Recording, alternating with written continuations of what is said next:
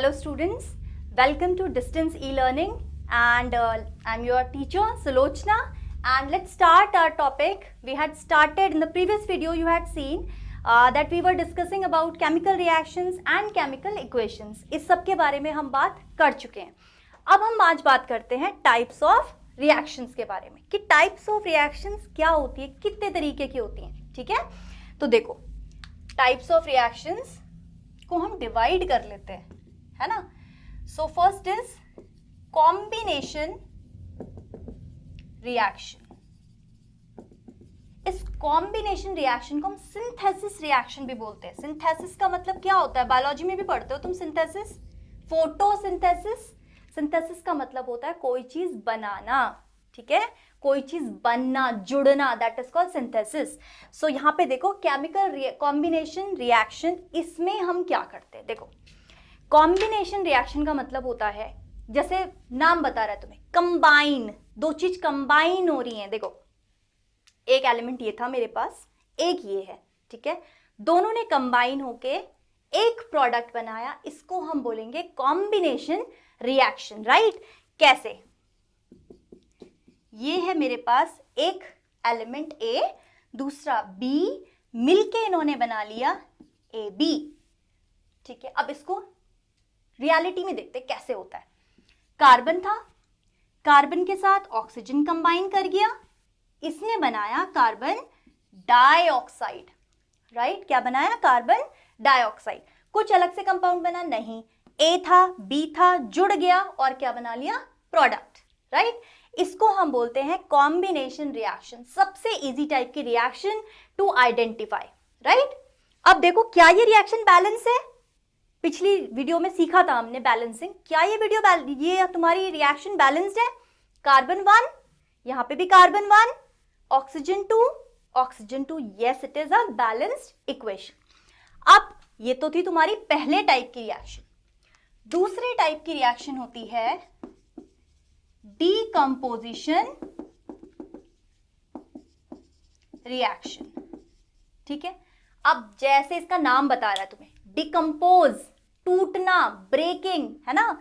तो यहां क्या हो रहा है? इसका ठीक ऑपोजिट. यहां पे तुम्हारे पास एक कंपाउंड होता है और वो टूट जाता है किसमें? A और B. ठीक है, इसको समझते हैं कैसे टूटा.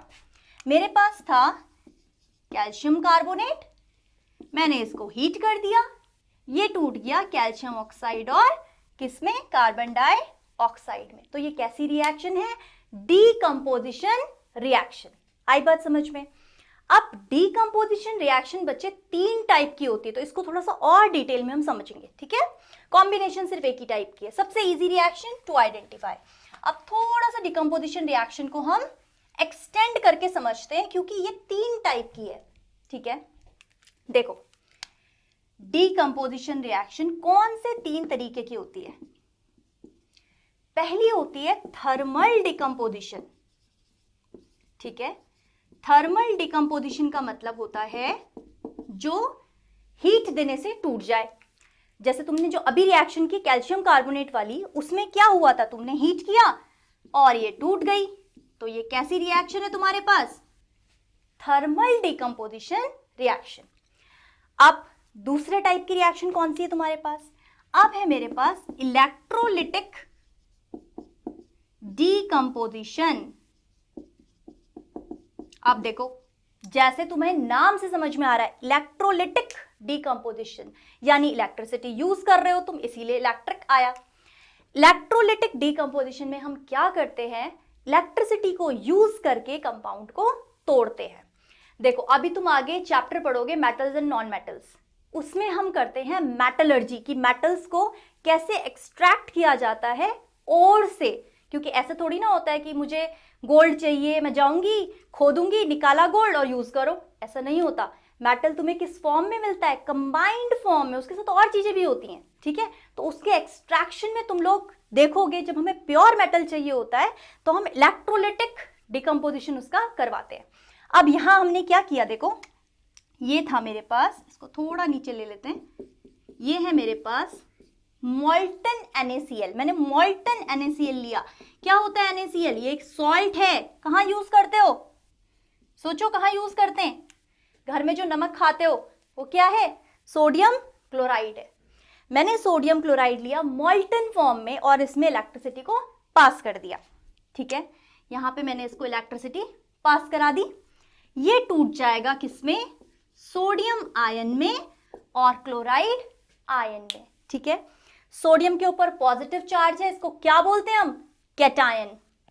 क्लोरीन के ऊपर नेगेटिव चार्ज है, इसको क्या बोलते हैं हम? एनायन। राइट, सो कैटायन और एनायन में टूट गया है। ये भी टूट रहा है, इसलिए क्या है? डीकंपोजिशन। इलेक्ट्रिसिटी यूज कर रहे हो तो कैसा डीकंपोजिशन? Electrolytic decomposition. आई बात समझ में? और जो लास्ट टाइप का डीकंपोजिशन है ये बड़ा मजेदार है, ये है फोटोलिटिक डीकंपोजिशन। ठीक है, फोटोलिटिक डीकंपोजिशन मतलब फोटो हम किसको कहते हैं? सनलाइट को, है ना? लाइट को क्या कहते हैं? फोटो। फोटोलिटिक डीकंपोजिशन का मतलब जो लाइट में डीकंपोज हो जाए। ठीक है, अब लैब में तुम अगर जाओगे तो वहां जाके देखना कि सोडियम क्लोराइड को कहां रखा है। सोडियम क्लोराइड एक ऐसा सॉल्ट है जिसको हम कहां रखते हैं? हमेशा अंधेरे में। ठीक है, क्यों रखते हैं? क्योंकि ये डिकम्पोज हो जाता है। देखो, ये है मेरे पास सोडियम क्लोराइड। ठीक है, सॉल्यूशन फॉर्म में होता है। अगर इसको फोटो मिल जाए, सनलाइट मिल गई इसको, तो क्या होगा? किसमें टूट जाएगा? ये टूट जाएगा सिल्वर और क्लोराइड आयन में। आई बात समझ में? तो तीनों में तुम देख रहे हो कि क्या हो रहा है? डिकम्पोजिशन हो रही है ना? जहां हीट से हुआ तुमने उसे बोल दिया थर्मल डिकम्पोजिशन, जहां पे इलेक्ट्रिसिटी की वजह से हुआ हमने उसको बोल दिया इलेक्ट्रोलिटिक डिकम्पोजिशन, जहां सनलाइट की वजह से हो रहा है उसको हम बोल रहे हैं फोटोलिटिक डिकम्पोजिशन। राइट, ये चीज क्लियर? सो डिकम्पोजिशन रिएक्शन 3 तरीके की होती है। एग्जाम में तीनों टाइप के एग्जाम्पल्स पूछे जा सकते हैं। ठीक है, सो इसको अपने दिमाग में रखोगे कि अगर तुम्हें ये डेल्टा दिखाई दे रहा है इसका मतलब होता है हीट, ये दिखाई दे रहा है इसका मतलब थर्मल डिकम्पोजिशन है। अगर इलेक्ट्रोलिटिक डिकम्पोजिशन होगी तो इलेक्ट्रिसिटी पास करवाई होगी, उसमें दिया होगा। अगर फोटोलिटिक डिकम्पोजिशन है तो लाइट में डिकम्पोज हो गई होगी। राइट, अब देखो एक चीज बहुत इंपॉर्टेंट मैं चाहती हूं तुम लोगों को समझ में आए कि हम किसी रिएक्शन को बहुत इंफॉर्मेटिव कैसे बना सकते हैं, कि तुम्हें देख के रिएक्शन समझ में आ जाए कि कैसा एलिमेंट रहा होगा और उसमें किस स्टेट में रहा होगा, कैसे समझ में आएगा। तो देखो, ये है मेरे पास एक रिएक्शन। ठीक है, मैंने कार्बन सॉलिड फॉर्म में लिया तो मैंने इसके आगे ब्रैकेट के अंदर S लिख दिया। ऑक्सीजन मेरे पास गैसियस थी, कार्बन डाइऑक्साइड भी मेरे पास गैस बनी है ना? अब मैंने इसके आगे ब्रैकेट में लिख दिया है तो तुम देखते ही पहचान सकते हो कि मैम ये तो सॉलिड है, ये तुम्हारे पास गैस है और ये भी हमारे पास गैस है। अब एक चीज और, अगर ये गैस है तो तुम इसको एरो से भी दिखा सकते हो। कैसा एरो? Upside arrow. ठीक है, कि ये गैस है। लेकिन अगर तुमने किसी में ऐसे डाउनसाइड एरो देखा किसी कंपाउंड में, जैसे एक बेरियम क्लोराइड का प्रेसिपिटेट भी बनता है, तो डाउन एरो अगर तुम देख रहे हो इसका मतलब उसमें चाहे दिया हो ना दिया हो, डाउन एरो का मतलब वो प्रेसिपिटेट है। क्या है वो? प्रेसिपिटेट। क्या होता है प्रेसिपिटेट? हमने फर्स्ट वीडियो में भी किया है। क्या होता है प्रेसिपिटेट? प्रेसिपिटेट होता है डेंस लेयर जो अलग से किसी कंपाउंड के ऊपर अपना क्या बना ले? डेंस लेयर बना ले, उसको हम क्या बोलते हैं? प्रेसिपिटेट। ठीक है, तो ये चीज भी तुम लोगों को पता होनी चाहिए कि तुम रिएक्शंस को देख के समझ जाओ कि इसमें क्या करना है। ठीक है, अब हम आएंगे डिस्प्लेसमेंट रिएक्शन पे। डिस्प्लेसमेंट रिएक्शन 2 टाइप की होती है। ठीक है, एक होता है सिंगल डिस्प्लेसमेंट और एक होता है डबल डिस्प्लेसमेंट। ठीक है, अब हम बात करते हैं डिस्प्लेसमेंट रिएक्शन। ठीक है, 2 टाइप की होती है। एक होता है सिंपल या सिंगल डिस्प्लेसमेंट, सिंपल की जगह सिंगल लिख लो इसको। एक होता है सिंगल डिस्प्लेसमेंट और दूसरा होता है डबल डिस्प्लेसमेंट।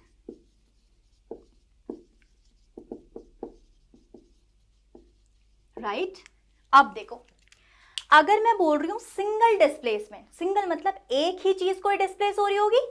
अब डिस्प्लेस से क्या समझते हो, देखो पहले इसको समझो तो तुम्हें इजी हो जाएगा, जब रिएक्शन कराऊंगी तो तुम्हें इजी हो जाएगा। देखो मेरे पास एक कंपाउंड है AB, ठीक है, मैंने इसमें एक एलिमेंट डाला C। अब क्या हुआ, देखो ये था C बाहुबली, ठीक है, C इतना पावरफुल है कि इसने A को उसकी जगह से डिस्प्लेस कर दिया, हटा दिया। डिस्प्लेस मतलब उसको हटाया और उसकी पोजीशन खुद ले ली है। अब इसने क्या करा, खुद का कंपाउंड बना लिया और A को बोला चल भाग यहां से, ठीक है। ऐसा क्यों हुआ, क्योंकि जो C था ये A से ज्यादा रिएक्टिव है। क्या है, रिएक्टिव है। अब इसको हम अभी पहले समझो, उसके बाद हम लोग रिएक्टिविटी सीरीज करेंगे तो तुम्हें उससे क्लियर हो जाएगा। देखो AB था, C की तुमने रिएक्शन कराई, C ज्यादा रिएक्टिव है, इसने A को डिस्प्लेस किया, अपना कंपाउंड बनाया और A बेचारा अकेला रह गया। इस चीज को समझो। देखो ये है मेरे पास कॉपर सल्फेट सॉल्यूशन, ठीक है, मैंने इसकी रिएक्शन करा दी आयरन के साथ, ठीक है। तो आयरन जो होता है कॉपर से बहुत रिएक्टिव है, ठीक है। तो क्या होता है कि आयरन क्योंकि रिएक्टिव है कॉपर से, तो ऑब्वियसली अगर वो प्रेजेंट है तो वो तो हटा ही देगा ना इसको। इसने हटा दिया और इसने बना लिया अपना कंपाउंड। इसने कॉपर को बोला तू भाग जा यहां से, तेरे पास कोई भी रिएक्टिविटी नहीं है, बहुत कमजोर होता है कॉपर, ठीक है, रिएक्टिव नहीं होता, कम रिएक्टिव है, बहुत कम रिएक्टिव है। तो क्या होता है, आयरन तुमने डाला, आयरन ने उसको कर दिया डिस्प्लेस और उसने बना लिया अपना कंपाउंड। इसको बोलते हैं सिंगल डिस्प्लेसमेंट रिएक्शन, जहां एक एलिमेंट क्या कर रहा है, डिस्प्लेस कर दे रहा है दूसरे को, ठीक है। अब हम बात करते हैं डबल डिस्प्लेसमेंट की, कि ये क्या होता है। देखो तो सिंगल डिस्प्लेसमेंट समझ में आ गई। अब हम बात कर रहे हैं डबल डिस्प्लेसमेंट की, ठीक है। डबल डिस्प्लेसमेंट जैसे तुम्हें नाम से समझ में आ रहा, डबल मतलब दो चीज डिस्प्लेस हो रही होंगी, है ना। तो अब देखो यहाँ पे ये मेरे पास एक कंपाउंड, ये मेरे पास दूसरा कंपाउंड, ठीक। C A से रिएक्टिव था तो इसने इसको डिस्प्लेस किया और A ने सोचा कि चलो मेरे पास कोई ऑप्शन नहीं है, बेचारा किसके साथ चला गया, D के साथ, ठीक है। अब इस चीज को समझेंगे एग्जाम्पल के थ्रू। देखो ये है मेरे पास एक कंपाउंड सोडियम सल्फेट, ठीक, और इसकी रिएक्शन मैंने कराई है बेरियम क्लोराइड के साथ, ठीक। अब देखो अभी रिएक्टिविटी सीरीज इसके बाद हम करते हैं। सोडियम बेरियम से ज्यादा रिएक्टिव होता है, सोडियम इज हाईली रिएक्टिव, ठीक है। सोडियम इतना रिएक्टिव होता है कि हम इसको ऑक्सीजन में तुम इसको स्टोर नहीं कर सकते, इसको हम कैरोसिन में स्टोर करते हैं, ठीक है, इतना रिएक्टिव है। तो सोडियम क्या करता है, बेरियम को अपनी जगह से डिस्प्लेस कर देता है। वो बोलता है तू जा यहां से, क्लोराइड मुझे अच्छा लग रहा है, मैं कंपाउंड बनाऊंगा। इसने क्या किया, देखो सोडियम ने क्लोरीन को भगा दिया और कंपाउंड बना लिया क्लोरीन के साथ, सोडियम क्लोराइड बन गया। अब बचा यहाँ पे सल्फेट और यहाँ पे बचा बेरियम। तो बेरियम ने सोचा चलो मैं सल्फेट के साथ ही बना लूंगा कंपाउंड, कोई बात नहीं, है ना। सो यहाँ पे क्या हो रहा है, दो चीज डिस्प्लेस हुई है, सोडियम तो हुआ ही हुआ, है ना, बेरियम भी अपनी प्लेस से डिस्प्लेस हुआ है और उसने दूसरी साइड कंपाउंड बना लिया। This is called as double displacement, दो चीजें एक साथ डिस्प्लेस हुई हैं। अब हम बात करेंगे रिएक्टिविटी सीरीज के बारे में कि रिएक्टिविटी सीरीज क्या होता है, ठीक है। ये किस चिड़िया का नाम होता है, देखो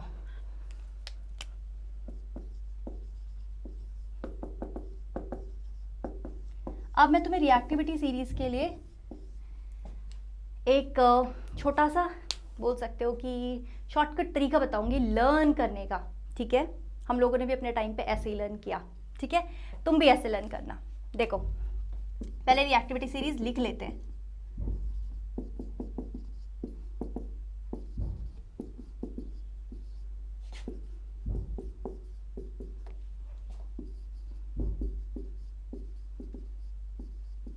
देखो रिएक्टिविटी सीरीज नीचे को क्या हो रही है, डिक्रीज हो रही है, रिएक्टिविटी नीचे डिक्रीज होती है और जैसे जैसे ऊपर जाओगे ये क्या होती है, इंक्रीज। आई बात समझ में, यानी जो पोटेशियम है, के क्या होता है पोटेशियम, पोटेशियम सबसे ज्यादा रिएक्टिव है और तुम्हारी रिएक्टिविटी सीरीज में गोल्ड सबसे कम रिएक्टिव है, इसके नीचे प्लैटिनम भी आता है, ठीक है, और कम रिएक्टिव है।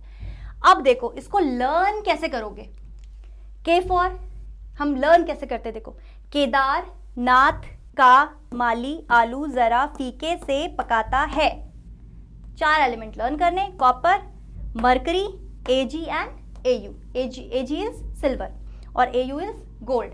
तो ऐसे लर्न कर लेना, केदारनाथ का माली आलू जरा फीके से पकाता है, ठीक, इजीली लर्न होगा। और फिर तुम्हारे पास बचा copper, Hg, Ag and Au, right. अब ये तो बात हुई रिएक्टिविटी सीरीज की। अब तुम देखो कैसे ये डिस्प्लेस करेगा। अगर मैंने तुम्हें कहा कि कोई कंपाउंड मैग्नीशियम के साथ है, ठीक है, और मैंने इसमें एल्यूमिनियम को डाला, तो बताओ क्या एल्यूमिनियम मैग्नीशियम को डिस्प्लेस करेगा उसकी जगह से? मैग्नीशियम ऊपर है और एल्यूमिनियम नीचे है, यानी कि एल्यूमिनियम तो मैग्नीशियम से कम रिएक्टिव है, तो उसको कैसे डिस्प्लेस करेगा? मैग्नीशियम तो बोलेगा चल भाग यहां से, है ना। तो मैग्नीशियम जो रिएक्टिव होता है उसको नहीं डिस्प्लेस कर सकता है, तो छोटा एलिमेंट जो उससे कम रिएक्टिव है। लेकिन अगर इसका उल्टा है, अगर सोचो कि यहां पे एल्यूमिनियम ऑक्साइड था और मैंने यहां पे ले लिया जिंक, अब तुम देखो कि जिंक तो एल्यूमिनियम के नीचे है, तो क्या जिंक एल्यूमिनियम को डिस्प्लेस कर सकता है? नहीं, क्योंकि अब एल्यूमिनियम उससे ज्यादा रिएक्टिव हो गया। आई बात समझ में? यही रीजन है कि जब हम लोगों ने सिंगल डिस्प्लेसमेंट किया तो तुम लोगों ने वहां पे एक रिएक्शन की जहां पे आयरन ने किसको डिस्प्लेस कर दिया? कॉपर को। वहां तुमने एक रिएक्शन की थी ये, और यहाँ पे आयरन ने अपना कंपाउंड बनाया था और कॉपर सेपरेट आ गया था, ठीक है। ये रिएक्शन बहुत इंपॉर्टेंट है, ये एग्जाम में पूछी जाती है तुमसे। एग्जाम में डायरेक्ट रिएक्शंस ऐसे नहीं पूछेंगे कि बताओ आयरन की रिएक्शन कॉपर सल्फेट से भी क्या फॉर्म हो रहा है, ये बहुत कम होता है। वो तुमसे पूछेंगे कि एक टेस्ट ट्यूब है, उसमें कॉपर सल्फेट सॉल्यूशन भरा है और तुमने उसमें आयरन की नेल डाली है, नेल समझते हो, कील डाली है, अब क्या होगा वो तुमसे ये पूछेंगे। तो याद रखना, अगर कॉपर सल्फेट में आयरन की नेल डाली है तुमने, तो आयरन तो कॉपर को डिस्प्लेस करेगा, तो यानी कि तुम्हें जो कलर है उस सॉल्यूशन का वो ग्रीनिश सा कलर दिखाई देता है। फिर अदरवाइज कॉपर सल्फेट का खुद का कलर ब्लू होता है, ठीक है। तो जब वो डिस्प्लेस कर देगा तो उसका कलर क्या हो जाएगा? आयरन का खुद का कलर कैसा हो जाता है? हल्का ग्रीनिश सा कलर आता है। तो जो सॉल्यूशन हो गया वो, अगर तुम्हें कलर चेंज दिख रहा है, इसका मतलब वहां पे क्या हो रहा है? डबल डिस्प्लेसमेंट रिएक्शन या सिंगल डिस्प्लेसमेंट रिएक्शन हुई है। आई बात समझ में? So this is about reactivity series. ये बहुत इंपॉर्टेंट होती है और ये लर्न करनी होती है, ठीक है। कैसे बोला लर्न करने? केदारनाथ का माली आलू जरा फीके से पकाता है, copper, Hg, Ag and Au, right. चलो